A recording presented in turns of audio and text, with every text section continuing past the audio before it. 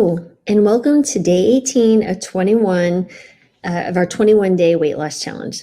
Today, I want to really speak to about sustainability of incorporating a healthy habit, be it eating or any other habit, into your life. And I really think it's important that you understand we're all individuals. We all have different struggles and obstacles and thoughts and beliefs and feelings about things. And there's not going to be one hard, fast rule that everyone needs to follow. But just know that as long as we keep taking steps in the right direction, that is, my friends, considered such a success that we need to celebrate it. So let's talk about a few different ways. So when we look at eating a whole food plant-based diet, maybe it's as simple as just adding in one fruit a day or one vegetable with each meal every day, or eating, a small amount of beans, or maybe it's a salad. Whatever that needs to look like for you, that's one way to start. I have other patients who've incorporated, moving into a whole food plant-based diet over the course of a few weeks. So maybe they start the first week with breakfast. Again, that seems to be the easiest food to transition to completely whole plant-based or whole food plant-based. The other one, then the next week they would go to breakfast and lunch. And then the third week, they're doing breakfast, lunch, and dinner. The other thing is that you really want to make sure that you're encompassing flavors and foods that you enjoy. And so remember, food is meant to be enjoyed. It's a very social thing. It also needs to be easy. We don't want to be following these really fancy, complicated recipes unless that's your thing. I'm not saying that you can't, but sometimes that can be really hard for people, especially if they have a lot of other demands on their time. So we need to be sensitive to time because we don't want this to be stressful. So the more stress that you put upon yourself, or judging yourself, or not following a particular dogma or set of rules, the harder it is going to be to maintain and sustain.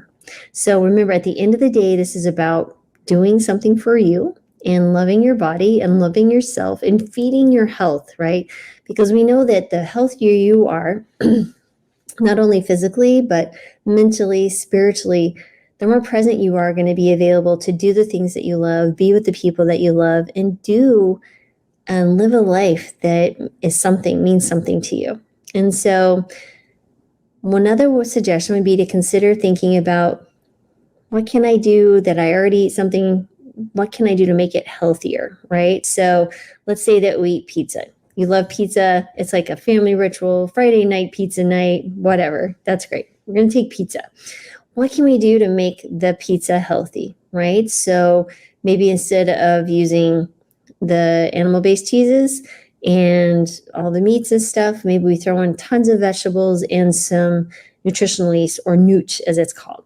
Give that a shot. If that's still too much on the healthy side, maybe you just throw in a little bit of vegan cheese. That's okay. Again, there's no judgment here. It's just moving into a direction where you're encompassing more plants into your life. And any healthy behavior really needs to be taken in this type of fashion.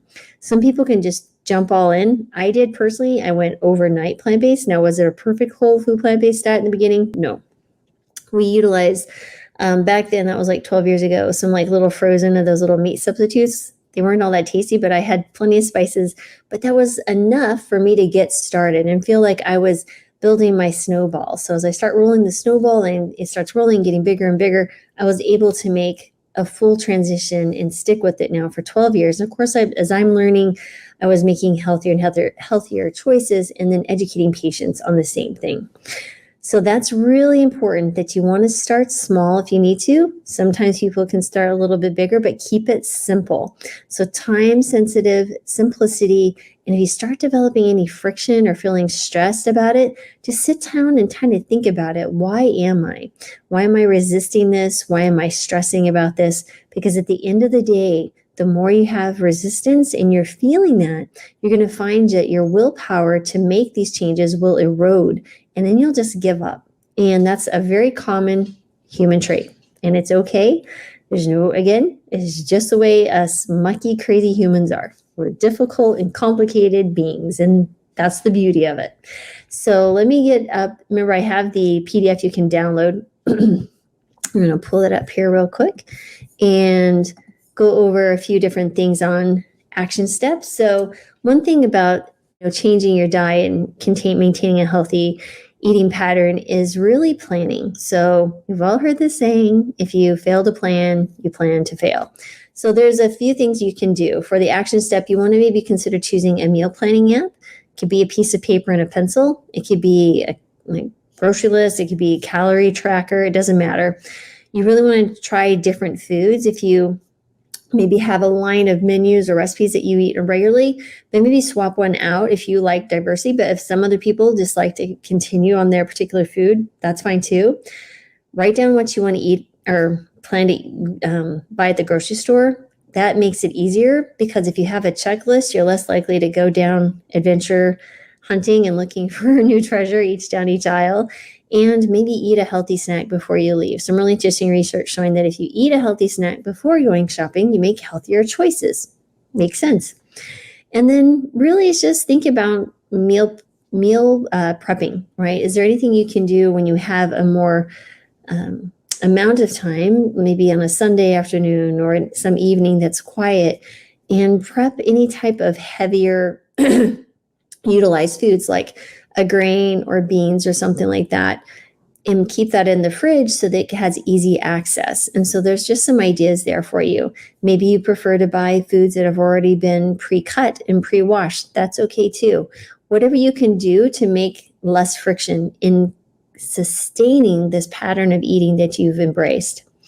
So what is the writing exercise? Remember, the whole point of the writing exercise is for us to force us to sit down with our brains and reflect, because we don't do that enough. We numb out looking through our phone, we numb out watching television or watching a movie, and we just don't sit to think and reflect on what's important to us, what are our values, and why are we doing what we're doing. Let's really hone in and change some of those behaviors. Let's just call it thinking time. And that is a wonderful thing to do. It doesn't have to be meditation, doesn't have to be anything fancy. Just sit to reflect, write down some things, and learn from it. Learn what's right for you. So anyway, the writing exercise is really just reflecting on the meal planning process. So you might want to do a few things. You could, maybe reflect on planning the process analysis, detail your meal planning process. Did you find it enjoyable, challenging? Did that cause friction? Maybe there's another way to do it. Maybe think about nutritional balance. Was there any particular foods that you're not seeing are you eating fruits, veggies, beans, whole grains, and nuts and seeds? If not, why not? Why are you not eating the beans? Are you getting a little too gassy? What can we do about that? Maybe we need to lower how quickly we're bringing in these really intense fiber foods. Certain things like certain raw vegetables and beans can be a little bit hard on a gut that's not been exposed to lots of fiber. And then really thinking about challenges and adaptations, right? So maybe you can identify some of the challenges that you're seeing. Where are you seeing that resistance? Write it down. Think about it. Discuss it in your head, write it down in how you're reflecting the feelings, and then just think about all the different things that come up as you're writing down. I'm feeling stressed about the time that it's taking this plant-based diet. If any grievances or struggles, or you're like, but I really want to, because I, want to be there for, I want to improve my diabetes numbers so I can feel better and get off medications, or I want to lose weight so I feel better in my skin and can be more active with my kids, because right now when I'm walking down the street I feel short of breath. All those things matter. So just write that out. Why are you feeling this struggle? Is it someone making some judgment, making a comment to you, and you're internalizing it? Remember, the really important thing here is, what is this for you? Why are you doing this? What is your value?